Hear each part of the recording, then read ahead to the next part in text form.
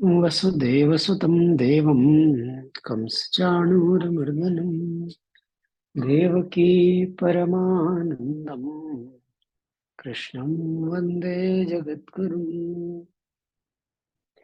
नारायणं नमस्कृत्य नरं चैव नरोत्तमं देवीं सरस्वतीं व्यासं ततो जयमुदीरये।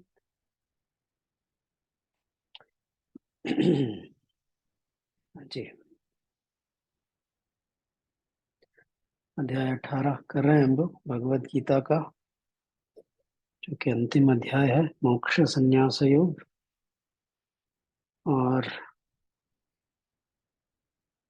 हम लोगों ने 53 कर लिया, 1 2 3 कर रहे थे ना। इसका अर्थ शायद करना शेष है। ये हो गया था, 53 तक हो गया या बचा है?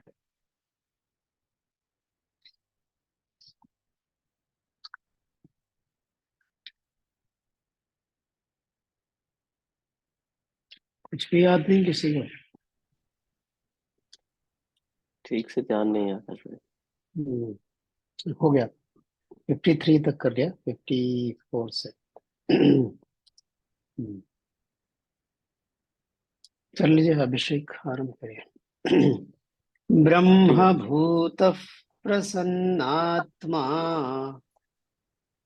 ब्रह्मभूतः प्रसन्नात्मा ब्रह्मभूतः प्रसन्नात्मा ब्रह्मभूतः प्रसन्नात्मा न शोचति न काङ्क्षते न शोचति न काङ्क्षति न शोचति न काङ्क्षति न शोचति न काङ्क्षति समः सर्वेषु भूतेषु समः सर्वेषु भूतेषु समः सर्वेषु भूतेषु समः सर्वेषु भूतेषु मद्भक्तिं लभते पराम्।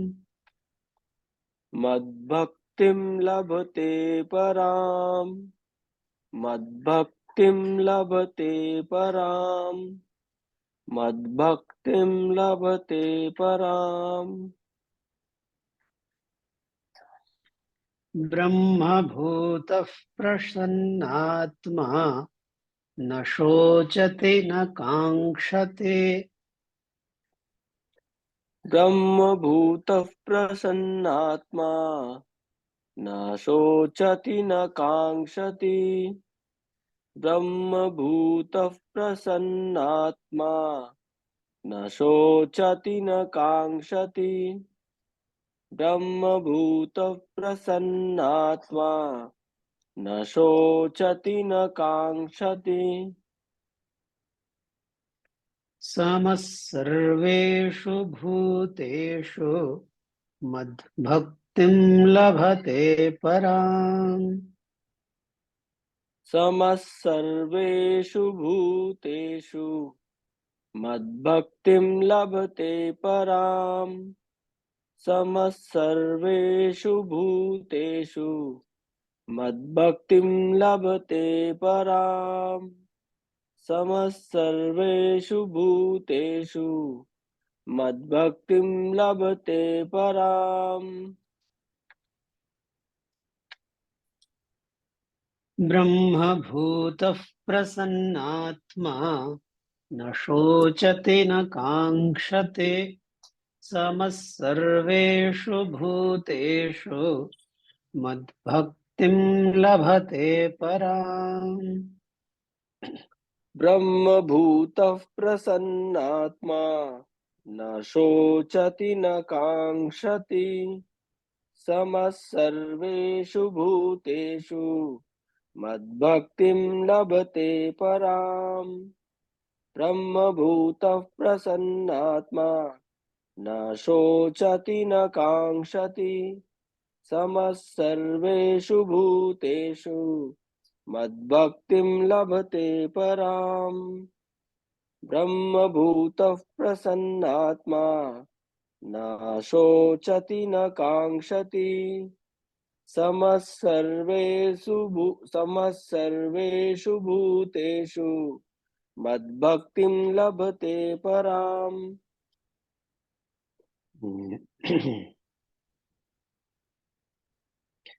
तो हमने पिछले सत्र में क्या देखा कि ज्ञान की निष्ठा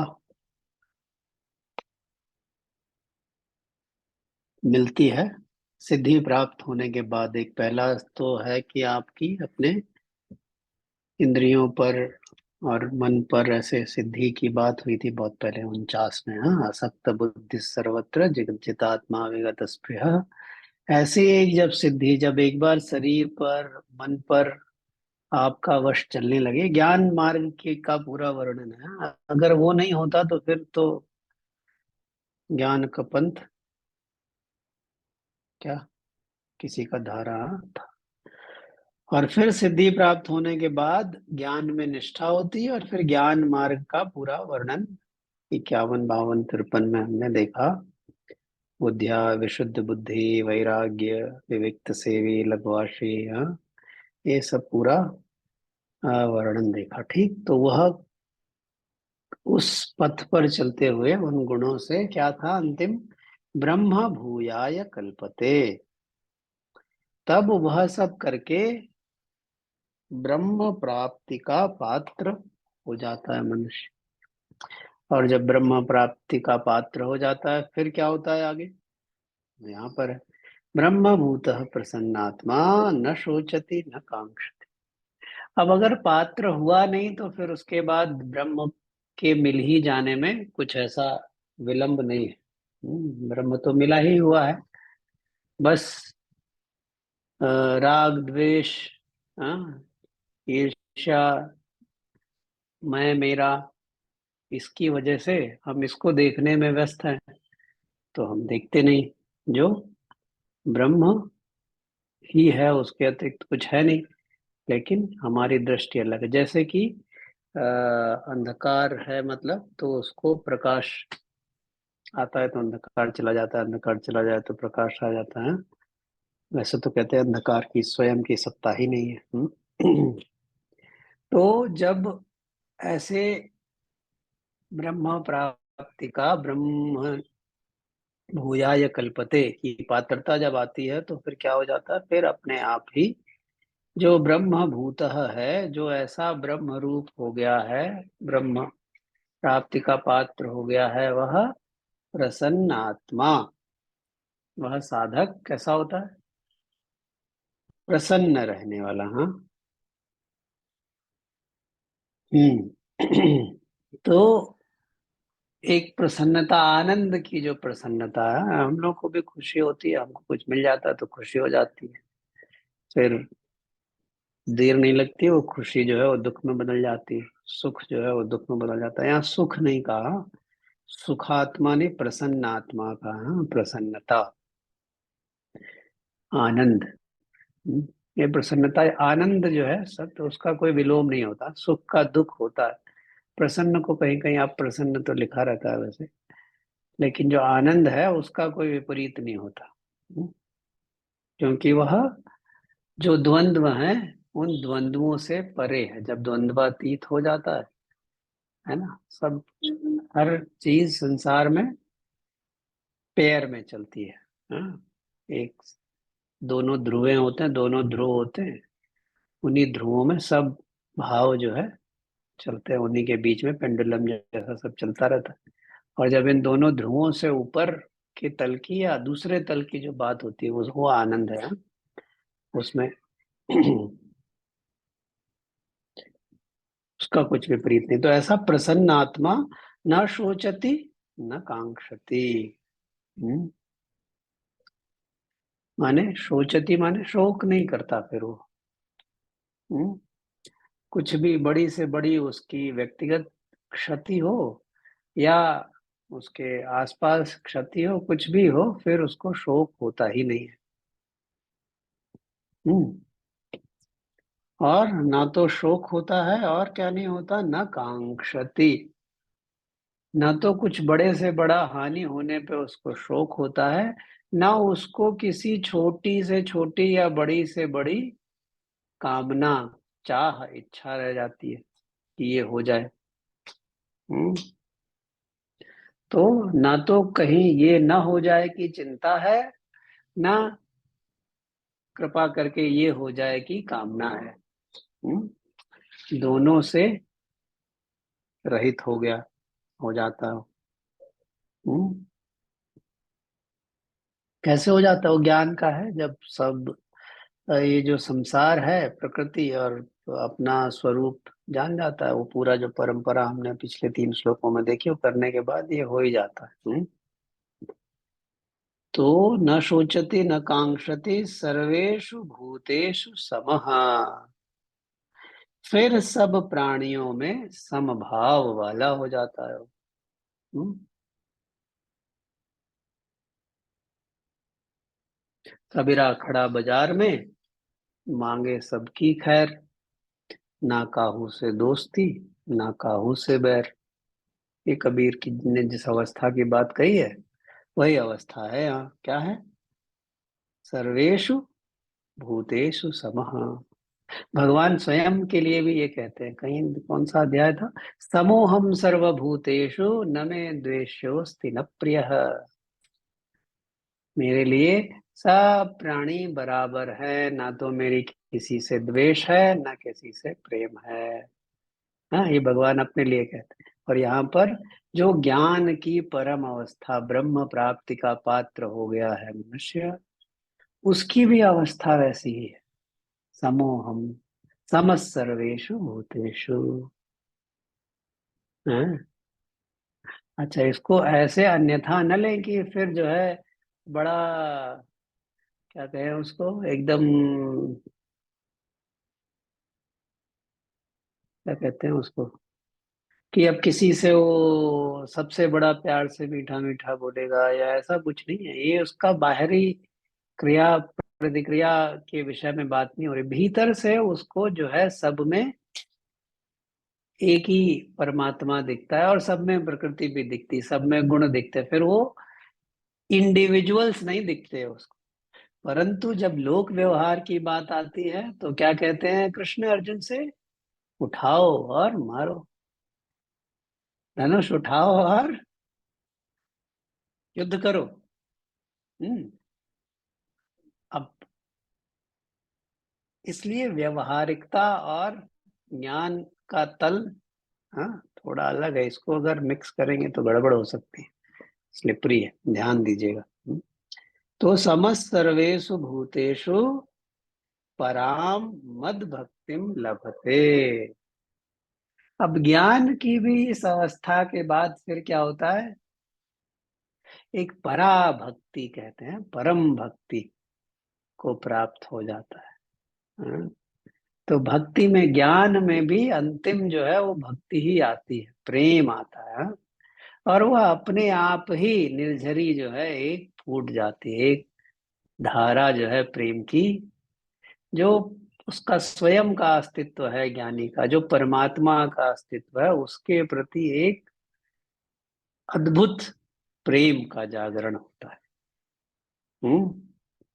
उसको क्या कहा है? पराम भक्तिम, पराम मद भक्तिम, मेरी परा भक्ति, परम भक्ति को लभते, माने प्राप्त हो जाता है। हम्म। ठीक बात। आगे देखते हैं। हम्म। मूल प्राप्त करेंगे।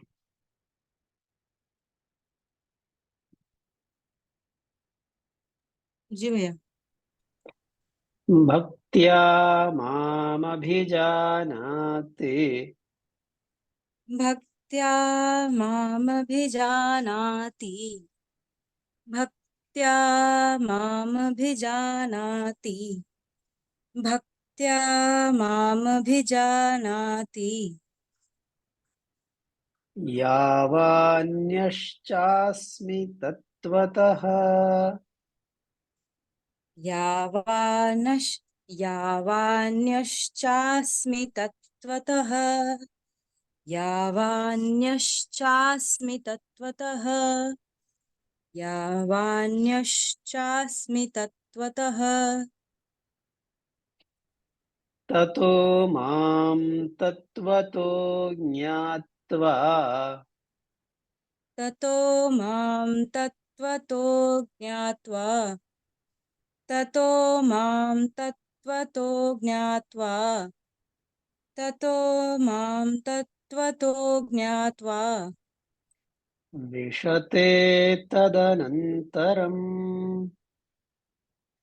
विशते तदनं विशते तदनन्तरम् विशते तदनन्तरम् विशते तदनन्तरम्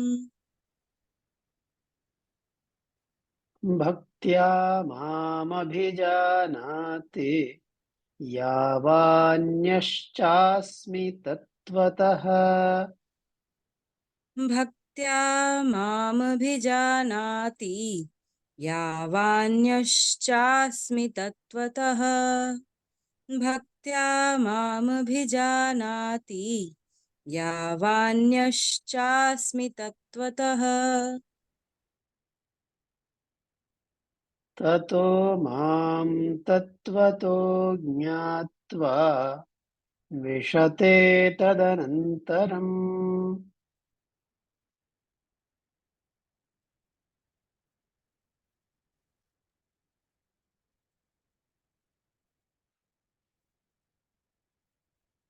मेरी आवाज आ रही है? अभी आई है, बीच में शायद चली गई थी। अच्छा। ततो मां तत्त्वतो ज्ञात्वा विशते तदनन्तरम् ततो मां तत्त्वतो ज्ञात्वा विशते तदनन्तरम् ततो मां तत्त्वतो ज्ञात्वा विशते तदनन्तरम् ततो मां तत्त्वतो ज्ञात्वा विशते मां विशते तदनन्तरम्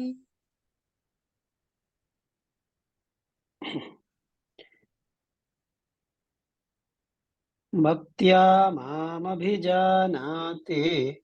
यावान्यश्चास्मि तत्त्वतः ततो मां तत्त्वतो ज्ञात्वा विशते तदनन्तरम् भक्त्या मामभिजानाति यावान्यश्चास्मि तत्त्वतः ततो मां तत्त्वतो ज्ञात्वा विशते तदनन्तरम् भक्त्या मामभिजानाति यावान्यश्चास्मि तत्त्वतः ततो मां तत्त्वतो ज्ञात्वा विशते तदनन्तरम् भक्त्या भक्त्या मामभिजानाति यावान्यश्चास्मि तत्त्वतः ततो मां तत्त्वतो ज्ञात्वा विशते तदनन्तरम् तो कहाँ छोड़ा हमने पिछले श्लोक में? मद भक्तिम लभते पराम, मद पराम भक्तिम लभते, मेरी परा भक्ति को, परम भक्ति को प्राप्त हो जाता है ज्ञानी ब्रह्मभूत। फिर क्या है भक्ति का, क्या है? यहाँ बता रहे हैं, भक्त्या माम यावांच यह अस्मि तत्वतः अभिजानाति। हम्म, यानी कितना भी ज्ञान में गोते लगाए, कितना भी परम से परम ज्ञान हो जाए, परमात्मा को पूरी तरह जान ही नहीं सकता। क्योंकि क्यों नहीं जान सकता? क्योंकि जब तक ज्ञानी है तब तक ज्ञान है और ज्ञेय भी है। समझ रहे हैं बात? कोई ज्ञानी है तो जिस विषय का ज्ञानी है उसको क्या कहते हैं? ज्ञेय। और जो उसको है उसको कहते हैं ज्ञान। ज्ञानम ज्ञेयम परिज्ञाता त्रिविधा कर्म चोदना करणं कर्म करतेति त्रिदैव संग्रह, इसी अध्याय में पढ़ा। तो ज्ञानी जब तक है तब तक पूरी तरह से वह परमात्मा को नहीं जान सकता। कैसे जान सकता है? मद भक्तिम लभते पराम। जब उसके अंदर ज्ञान की उच्च शीर्षस्थ तक पहुंचने के बाद प्रेम का, भक्ति का रसधार बहता है। के लिए क्या कह रहे हैं? भक्त्या माम यावान च यः अस्मि तत्वतः अभिजानाति। इस भक्ति के द्वारा ही फिर वह मुझे, मैं जो भी हूं, जैसा भी हूं, यावान यह च अस्मि, मैं जो भी हूं, जैसा भी हूं, मुझको तत्वतः जानाति, तत्व से जान जाता है, जान पाता है। भक्त्या कैसे? भक्ति के द्वारा। और जब भक्ति होती है तो ज्ञानम ज्ञेयम परिज्ञाता, जो ज्ञान, ज्ञेय और ज्ञाता है वो फिर तीन नहीं होते, वो फिर एक हो जाते हैं। वो यहाँ पर वो भी कहा है, क्या कहा है? तत् माम तत्वतः ज्ञात्वा तदनंतरम विशते। तो जब मुझको तत्वतः, तत्व से ज्ञान जान जाता है तो फिर वह मुझको जानकर तत्काल मुझ में ही प्रविष्ट हो जाता है। फिर वह अलग नहीं है, फिर वह एक ही हो जाता है। प्रेम गली अति सांकरी, जामे दो न समाए। हैं? फिर दो की संभावना नहीं रहती। दो तभी भी है पर अगर ज्ञान के मार्ग में जा रहे हैं तो ज्ञानी और ज्ञेय है तो दो है। हाँ?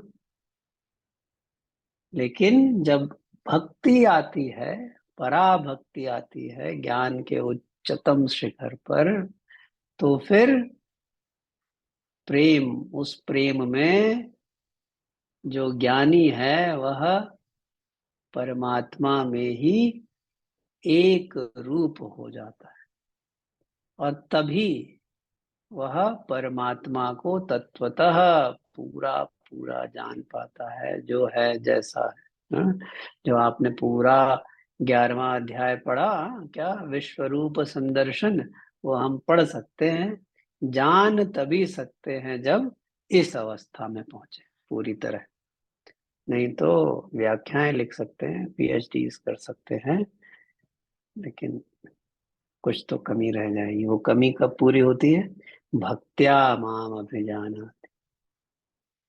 हम्म तुलसीदास जी क्या कहते हैं? सोई जानई दहि जय देव जनाई, जानत तुम ही होई जाई। देखिए आप, जो तत्व है वो, चाहे आप तुलसी बाबा के पास जाइए या कबीर या इनसे एक ही बात है। हम्म वही आपको जान पाता है जिसको आप जनवाना चाहते हैं। और जो जानता है वह फिर रह नहीं जाता, वह आप ही हो जाता, तुम ही हो जाई। है? फिर कोई भेद नहीं। हम्म विशते तदनंतरम।